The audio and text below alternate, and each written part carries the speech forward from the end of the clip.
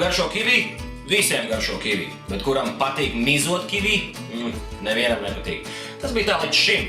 Paskatīsimies, kā mēs varam šo procesu padarīt skaistāku, vieglāku un gudrāku. Mēs ar asu nazu nogriežam kivī maliņas.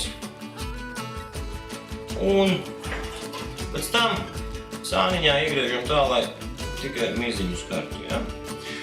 Paņemam karoti un viegli aizslidinam to zem miziņas. Un tālāk jau ļaujam ar rokai darīt visu pašai. Jā, gandrīz, tikpat kā. Vēl mazliet šeit es piestrādāšu, bet ideju jūs sapratāt.